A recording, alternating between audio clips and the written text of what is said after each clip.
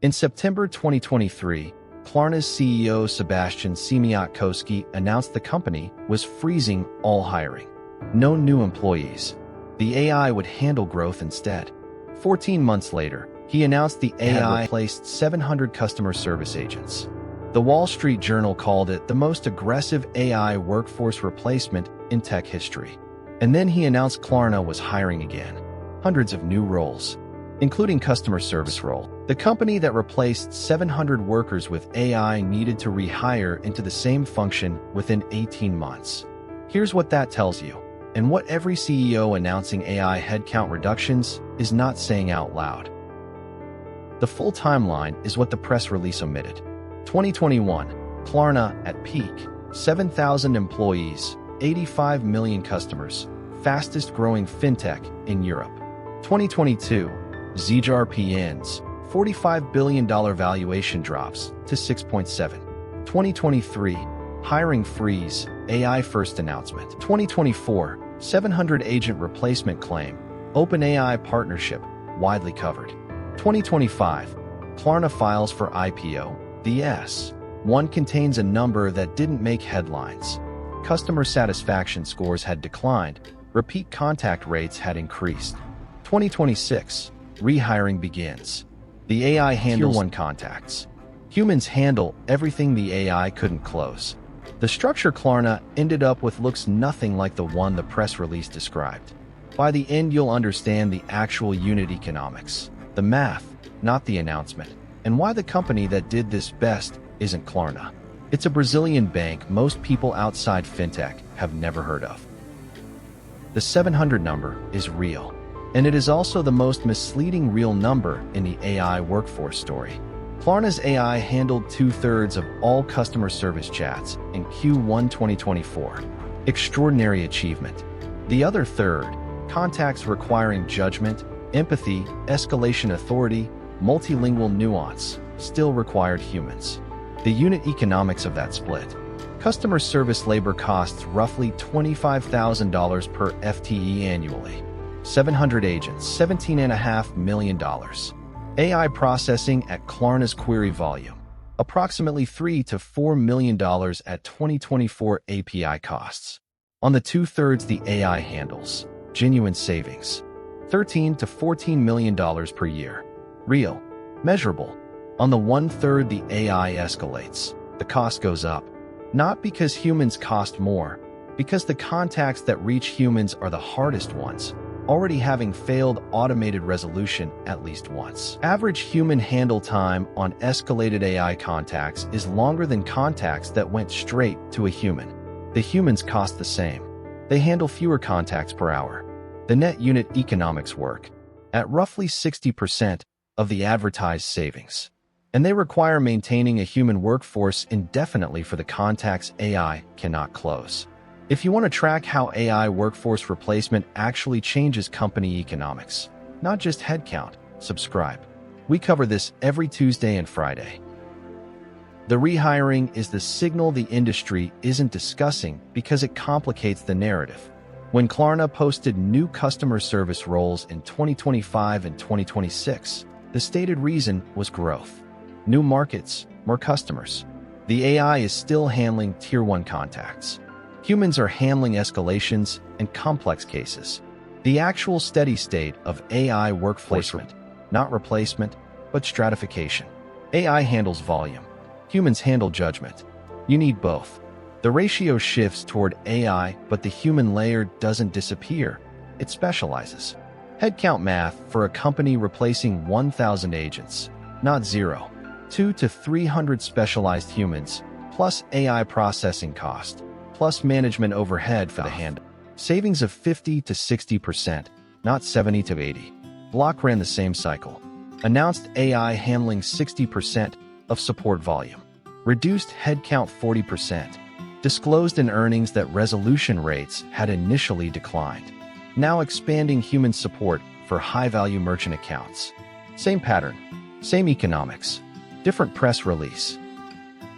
The companies genuinely winning with AI workforce replacement aren't the ones announcing the biggest headcount cuts. They're the ones that redesign the workflow before replacing the worker.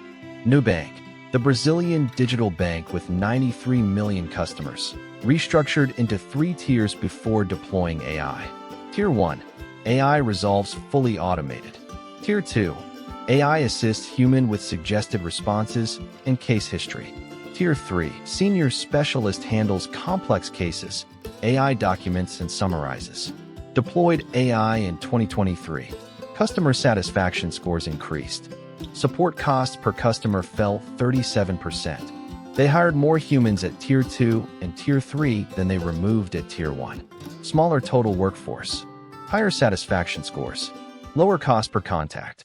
Better paid employees because volume work is automated. Structurally different from Klarna deployed AI on top of an existing workforce and tried to reduce headcount. Nubank redesigned the workflow for AI and hired into the new shape of the work. The distinction matters for forecasting which companies announce rehiring problems in 18 months. Companies that deployed AI without redesigning the workflow will face the same dynamic. Cost savings short-term, quality degradation medium-term, quiet rehiring long-term. 67 publicly traded companies announced AI-driven headcount reductions greater than 10% since 2024. Cross-referencing with subsequent earnings, 43 showed revenue per employee increase in 2 quarters following deployment, the cost side working. The same 43 showed customer satisfaction declines in at least 1 quarter. 17 reinstated hiring in the same function within 18 months. The satisfaction decline is the tell. Churn, repeat contact rates, net promoter scores, 2 to 3 quarters after deployment, after the efficiency numbers were celebrated and the headlines moved on. IBM's Think Conference 2025, AI replaced back-office functions, reduced HR processing time 80%.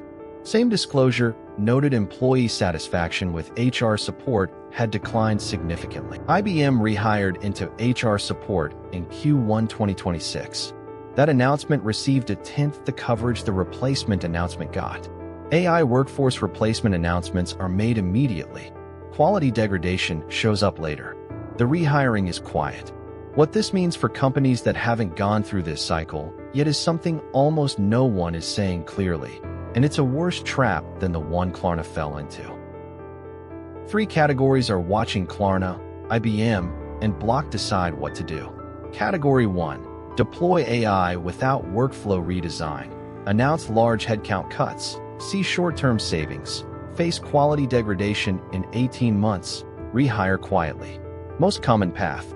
The incentive structure pushes toward it. Executives are rewarded for short-term cost metrics, and quality degradation doesn't appear until after the good numbers are reported. Category 2.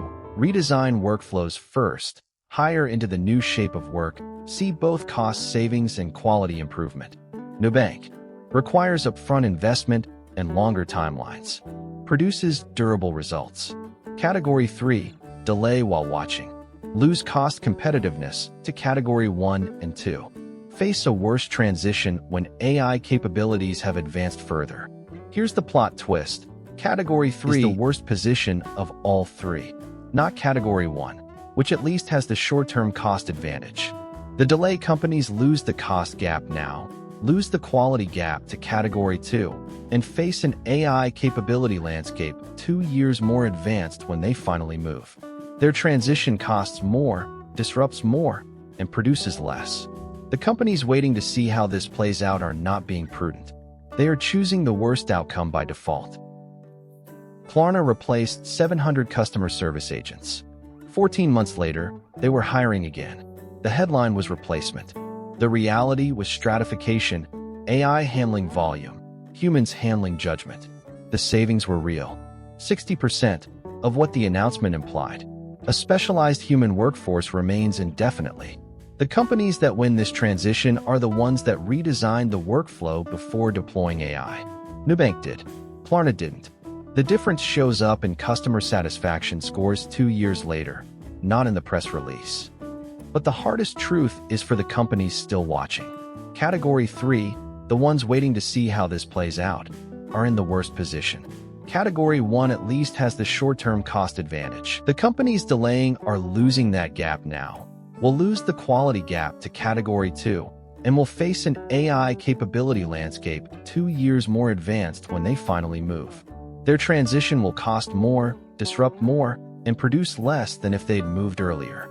The CEO announcing the biggest AI headcount reduction is not necessarily running the most effective AI transformation. The one who shows satisfaction improvement 2 years later is. To track which companies are building durable AI efficiency versus which ones are running a story for the next earnings call, subscribe every Tuesday and Friday. And drop a comment. Is Klarna's rehiring a failure of AI or a failure of how companies deploy it?